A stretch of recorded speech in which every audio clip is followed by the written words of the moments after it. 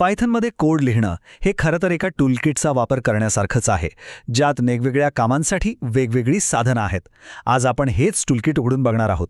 डेटासोबत खेळण्यासाठी आणि लॉजिक तयार करण्यासाठी लागणारा प्रत्येक ऑपरेटर आपण सोप्या भाषेत समजून घेणार आहोत. चला तर मग सुरू करूया. पायथन ऑपरेटर्सची कल्पना करायची असेल ना, तर एका स्विस आर्मी नाईफचा विचार करा.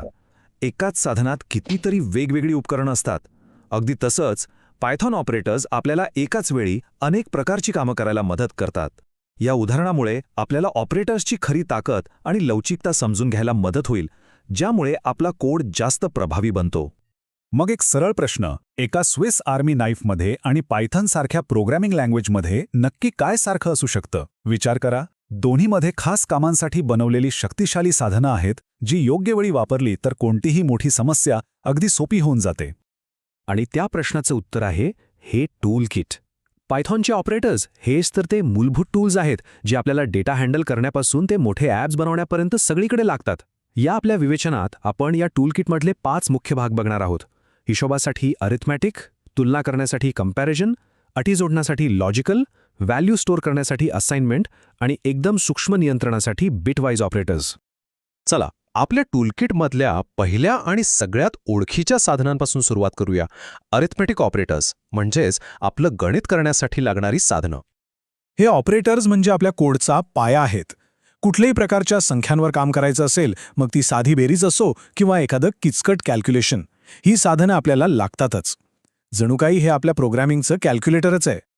इथे बघा हे ऑपरेटर्स प्रत्यक्षात कसे काम करतात.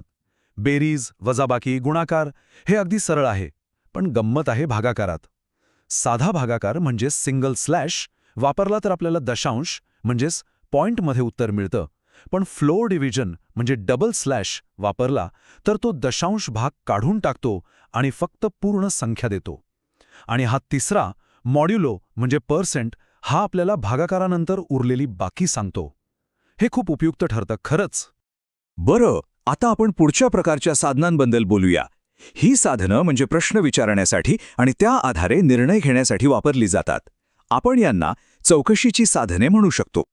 हे ऑपरेटर्स काय करतात तर ते 2 व्हॅल्यूजची तुलना करतात आणि त्यांचं उत्तर नेहमीच अगदी सोपं असतं, एकतर ट्रू किंवा फॉल्स, हो किंवा नाही. आणि हेच उत्तर आपल्या कोडमध्ये निर्णय घेण्याचा आधार बनतं.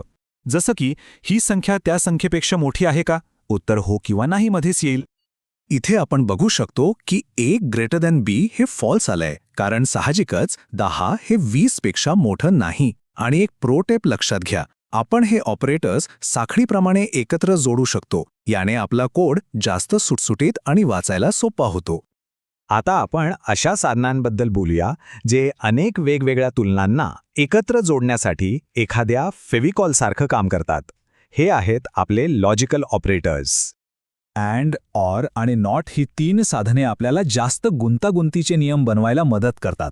म्हणजे आपण आपल्या प्रोग्रामला सांगू शकतो की जर ही अट आणि ती अट दोन्ही खऱ्या असतील तरच पुढचं काम कर. यामुळे आपल्याला प्रोग्रामच्या वर्तनावर अधिक नियंत्रण मिळतं. आता एका खूपच स्मार्ट आणि कार्यक्षम संकल्पनेबद्दल बोलूया. ती म्हणजे शॉर्ट सर्किटिंग. ही गोष्ट पायथनला हुशार बनवते. बघा, एक्स अँड वायमध्ये जर एक्स खोटं असेल तर पायथनला कळते की अंतिम निकाल खोटाच येणार आहे, त्यामुळे ते वाय तपासायला जातच नाही. तसेच एक्स और वायमध्ये जर एक्स खरं असेल तर निकाल खराच येणार, त्यामुळे वाय तपासण्याची गरजच नाही. यामुळे उगाच वेळ वाया जात नाही आणि कोड फास्ट चालतो. हे समजून घेण्यासाठी आपल्याला ट्रूथी आणि फॉल्सी काय आहे हे माहीत हवं. सोपा आहे. पायथनमध्ये 0, रिकामी स्ट्रिंग किंवा नन यासारख्या काही व्हॅल्यूजना खोटं म्हणजेच फॉल्सी मानलं जातं आणि या व्यतिरिक्त बाकी जवळजवळ सगळंच खरं म्हणजे ट्रूथी असतं. शॉर्ट सर्किटिंग याच तत्वावर काम करतं, ज्यामुळे अनावश्यक तपासणी टाळली जाते. चला, आता आपण टूलकिटमधल्या काही ॲडव्हान्स साधनांवर नजर टाकूया. ही साधनं अशा लोकांसाठी आहेत ज्यांना आपला कोड अधिक छोटा आणि प्रभावी बनवायचा आहे किंवा अगदी खालच्या स्तरावर जाऊन काम करायचं आहे. आपण व्हेरिएबलमध्ये व्हॅल्यू टाकण्यासाठी नेहमी बरोबरचं चिन्ह = वापरतो. पण समजा आपल्याला एकाच वेळी गणित पण करायचंय आणि व्हॅल्यू पण टाकायची आहे. त्यासाठी पायथनमध्ये खूपच भारी आणि कार्यक्षम मार्ग आहेत. त्यांना म्हणतात कंपाऊंड असाइनमेंट ऑपरेटर्स. इथे बघा किती फरक पडतो. x is equal to x plus 20 असं लांबलचक लिहिण्याऐवजी आपण फक्त x plus is equal to 20 असं लिहू शकतो. दोन्हींचा अर्थ अगदी एकच आहे, पण दुसरं लिहायला लहान, दिसायला स्वच्छ आणि वाचायलाही सोपं आहे. इथे आपण पाहू शकतो की x प्लस इक्वल टू 20 कसं काम करतं. आधी x ची किंमत 10 होती आणि या ऑपरेशननंतर ती थेट 30 झाली. आणि हे फक्त बेरजेसाठी नाही तर वजाबाकी, गुणाकार, भागाकार या सगळ्यांसाठी असे शॉर्टकट ऑपरेटर्स उपलब्ध आहेत. आता आपण आपल्या टूलकिटमधल्या सगळ्यात शक्तिशाली साधनाकडे वळूया, बिटवाईज ऑपरेटर्स. ही खरं तर पॉवर टूल्स आहेत. ही साधनं थेट संख्येच्या बायनरी स्वरूपावर म्हणजे 0 आणि 1 वर काम करतात. हे सामान्यतः लो लेव्हल प्रोग्रामिंग, नेटवर्किंग किंवा ग्राफिक्समध्ये खूप कामी येतं. पण एक गोष्ट लक्षात ठेवा, हे फक्त पूर्णांक आणि बुलियन व्हॅल्यूजवरच चालतात. इथे आपण 3 मुख्य बिटवाईज ऑपरेशन्स बघू शकतो, अँड, ऑर आणि एक्सॉर. उदाहरणार्थ, अँड ऑपरेशनमध्ये काय होतं?